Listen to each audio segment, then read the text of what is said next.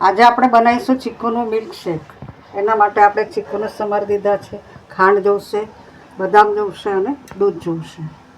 તો હવે આપણે પહેલાં ચીકુને થોડા ગ્રાઇન્ડ કરી દઈશું.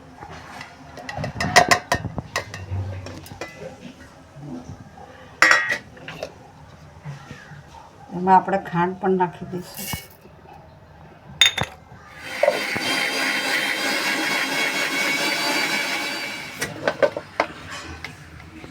હવે આપણે દૂધ નાખીને ગ્રાઇન્ડ કરશું.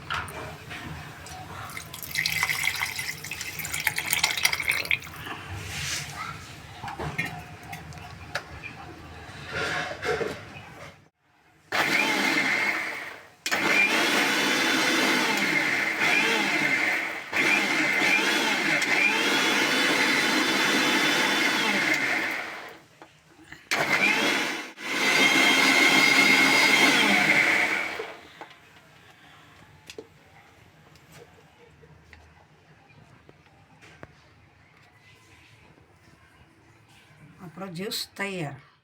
જ્યુસને કાઢીએ.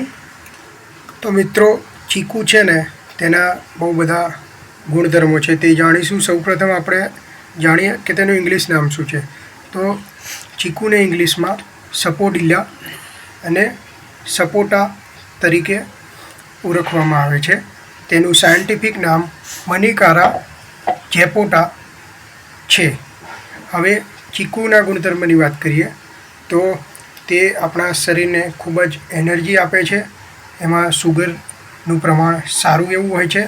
તેમાં ફાઇબર સારા પ્રમાણમાં હોય છે, જે કબજિયાત અને પાચનતંત્ર માટે ખૂબ જ સારું છે. ઇમ્યુનિટી બૂસ્ટર કહેવામાં આવે છે ચીકુને, જેમાં કેલ્શિયમ અને ફોસ્ફરસનું પ્રમાણ સારા માત્રામાં હોય છે, જેનાથી હાડકાં માટે ચીકુ ખાવા સારા છે. એન્ટી એજિંગ છે ચીકુ, મતલબ કે સ્કિન માટે ખૂબ જ ઉત્તમ છે. અને તણાવ જે હોય, સ્ટ્રેસ, માનસિક તણાવ, તે દૂર કરવામાં મદદ કરે છે. વજન વધારવા માટે પણ મદદ કરે છે.